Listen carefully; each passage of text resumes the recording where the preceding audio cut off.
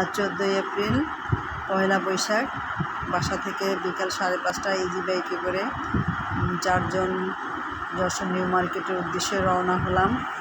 Saudia পরিবহনে চড়ে আজকে সন্ধ্যা 6:30টায় আমরা কক্সবাজারের উদ্দেশ্যে রওনা হব। তো আমাদের গ্রামের যে পথ, সেই পথ দিয়ে আমরা ইজি বাইকে করে যাচ্ছি যশোর মার্কেটের উদ্দেশ্যে। তো আমরা কিছুক্ষণের মধ্যেই পৌঁছে গেছি। আমরা গাড়িতেও উঠে গেছি, আর অল্প কিছুক্ষণের মধ্যেই হয়তো গাড়ি ছেড়ে দেবে। আমরা 4 জনই উঠলাম, গাড়িও ছেড়ে দিয়েছে ইতিমধ্যে। আমরা কক্সবাজারের উদ্দেশ্যে রওনা হলাম। পথিমধ্যেই এখন রাত 1:10 কুমিল্লায় একটি টাইম পাস রেস্টুরেন্টের কাছে গাড়িটি দাঁড়ালো একটু বিশ্রাম ফ্রেশ হওয়ার জন্য। তো আমরা কুমিল্লার যে দই, সেই দইয়ের দোকানের সামনে দাঁড়িয়ে আছি। সেই ডিপার্টমেন্টাল স্টোরের সামনে দাঁড়িয়ে আছি, দই খাবো, একটু ফ্রেশ হব, ঘোরাফেরা করবো। ঘোরাফেরা করার পরে 20 মিনিট আমাদেরকে সময় দিয়েছে গাড়ির ড্রাইভার।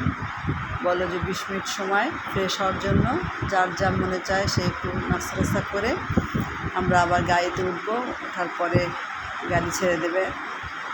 তো দেখেন, কুমিল্লার মাঝামাঝি যে রেস্টুরেন্টটা, এটা বেশ সুন্দর, একটা পরিচ্ছন্ন।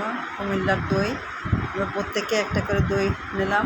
4 জনের 4টা দই, একটা দই 50 টাকা করে। তো দই খাওয়ার পরে কুমিল্লার যে আদি কাপড়, খদ্দর কাপড়, সেই খদ্দর কাপড়ের যে দোকান, সেই দোকানের সামনে একটু ঘুরলাম।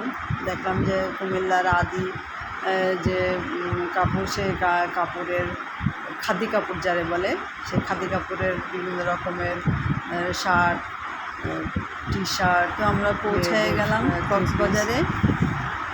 এখন 6:42 বাজে। 6:42-এর সময় আমরা কক্সবাজারে ডলফিন পয়েন্টে গাড়ি দাঁড়ালো। আমরা এখন এখান থেকে আমাদের যে হোটেলটি বুক করা হয়েছে AR গেস্ট হাউস, সেই AR গেস্ট হাউসের উদ্দেশ্যে রওনা হব। তারপরে একটি হোটেলে নাস্তার জন্য ঢুকলাম। এবার একটু নাস্তা খাই। পরোটা, প্রত্যেকে 2টো করে পরোটা, একটি ডিম ভাজি, 1 বাটি ডাল খেয়ে নিলাম। প্রত্যেক খাবারের মেনু আসলো 310।